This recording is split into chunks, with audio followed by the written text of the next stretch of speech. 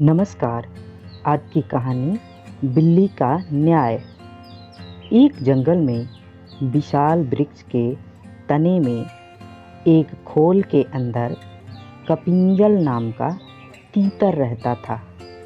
एक दिन वह तीतर अपने साथियों के साथ बहुत दूर के खेत में धान की नई नई कोपले खाने चला गया। बहुत रात बीतने के बाद उस वृक्ष के खाली पड़े खोल में शिगर्गो नाम का खरगोश घुस आया और वहीं रहने लगा।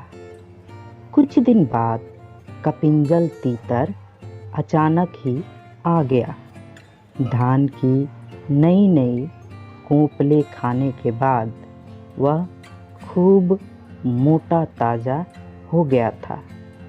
अपनी खोल में आने पर उसने देखा कि वहाँ एक खरगोश बैठा है। उसने खरगोश को अपनी जगह खाली करने को कहा। खरगोश भी तीखे स्वभाव का था। बोला, यह घर अब मेरा नहीं है। वापी, कूप, तालाब और वृक्ष के घरों का यही नियम है कि जो भी उनमें बसेरा कर ले उसका ही वह घर हो जाता है। घर का स्वामित्व केवल मनुष्यों के लिए ही होता है। पक्षियों के लिए गृह स्वामित्व का कोई विधान नहीं है। झगड़ा बढ़ता गया। अंत में कपिंजल ने किसी भी तीसरे पंच से इसका निर्णय करने की बात कही। उनकी लड़ाई और समझौते की बातचीत को एक जंगली बिल्ली सुन रही थी। उसने सोचा, मैं ही पंच बन जाऊं तो कितना अच्छा है।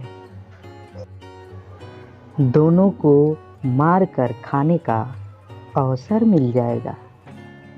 यह सोच हाथ में माला लेकर सूर्य की ओर मुख करके नदी के किनारे कुशासन बिछाकर वह आंखें मूंद कर बैठ गई और धर्म का उपदेश करने लगी। उसके धर्मोपदेश को सुनकर खरगोश ने कहा, यह देखो, कोई तपस्वी बैठा है। इसी को पंच बनाकर पूछ ले। तीतर बिल्ली को देखकर डर गया। दूर से बोला, मुनिवर, तुम हमारे झगड़े का निपटारा कर दो। जिसका पक्ष धर्म विरुद्ध होगा उसे तुम खा लेना। यह सुन बिल्ली ने आंखें खोली और कहा, राम राम, ऐसा न कहो। मैंने हिंसा का नारकीय मार्ग छोड़ दिया है।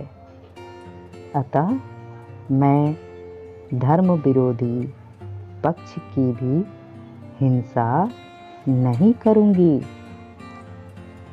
हाँ, तुम्हारा निर्णय करना मुझे स्वीकार है, किंतु मैं वृद्ध हूँ। दूर से तुम्हारी बात नहीं सुन सकती। पास आकर अपनी बात कहो। बिल्ली की बात पर दोनों को विश्वास हो गया। दोनों ने उसे पंच मान लिया और उसके पास आ गए। उसने भी झपट्टा मारकर दोनों को एक साथ ही पंजों में दबोच लिया। तो दोस्तों, इससे हमें ये सीख मिलती है कि कभी भी आपस में झगड़ा नहीं करना चाहिए। दो व्यक्तियों के झगड़े में तीसरे का लाभ हो जाता है। तो ये थी आज की कहानी। मिलते हैं एक और कहानी में अगली वीडियो लेकर। तब तक के लिए नमस्कार, जय हिंद।